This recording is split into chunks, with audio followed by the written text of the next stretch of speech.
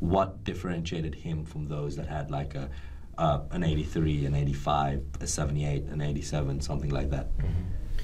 That's a difficult question to answer because I think there'll be so many factors, right? I think a particular thing that I noticed with Michael was that he mentioned around the being, right? Like he has this energy, and he brought that energy to the tutes. So whenever he came, he was in the driver's seat basically of his own learning.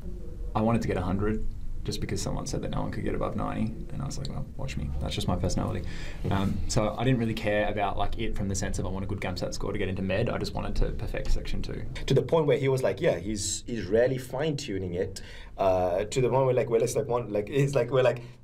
not much left to say about this essay, is there? Like, unless of course we want to replace it with something that looks like it, but we can't necessarily say that's necessarily better than this. You know what I mean? It's like you've kind of you're hitting the limit, as it were, right?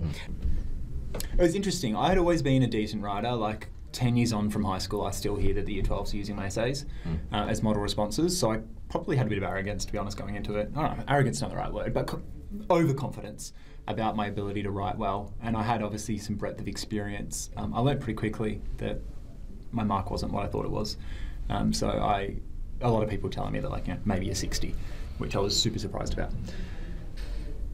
I just wasn't paying attention to how I position myself to the marker in terms of how they receive me or perceive me, whether they like me. I don't think anymore at all that Section 2 is a test of your essay writing or of writing. I think that it's an interrogation or a format in which ASA interrogates who the writer is. And so there's what you say, but then there's layering onto that empathy, compassion, an awareness of the limits to your perception or the validity of what you're saying, and also an awareness of the validity of other perspectives, even if you disagree with them. Or what I see in people, it comes out of what we were just saying though, like people have a conception that, or an idea that what is being tested is good writing, and their writing tends to be, in my experience, devoid of this idea of it being a psychometric test. And by psychometric test, we mean that there are certain qualities that I think that ASA is provoking in or looking for, which are things like, what are they? So fallibilism, which is essentially the position that I think I'm right, but I could be wrong, and I think you're wrong, but you could be right. And linked to that, the idea of situatedness, or what you have called situatedness, which I have interpreted to be that each of us has an individual subjectivity, which is a lens that we experience the world through based on my gender, socioeconomic status, particular experiences, beliefs.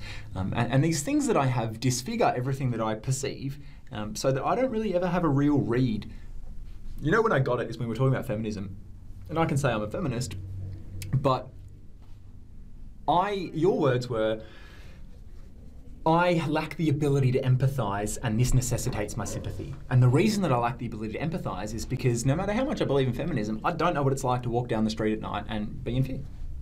Because I'm 6'3" and heavily tattooed, and it's just never crossed my mind. So I can imagine, but when you become aware of the fact that you have to imagine, or the fact that you haven't had that experience, shifts subtly my read on the world, you see that there are 8 billion subjectivities and individual perspectives, which are each individually disfigured from the objectivity, but no one ever has a real read. And then when you really think about that more, you go, well, okay, if I don't have a real read, then it might be intelligent to telegraph in my writing an awareness, or write from an awareness that there are limits to the validity of what I'm saying. And how this appears, or how it specifically doesn't appear, is you'll often see, particularly in argumentative writing, people very forcefully, almost sometimes demeaningly talk about the opposing view. Or, this is flatly wrong, or they talk in very unequivocal terms. But whoever said that might have had 40 years of expert experience that goes into what you think is a wrong view, and you're kind of saying to the marker that in 30 minutes on an unprompted topic you know better than them. And that's not a very good position to be writing from. As we would have mentioned and some of you would have seen, Frasers is partnered with Michael, and we'll be hopefully bringing you more content, more material like this. Michael, he's highly focused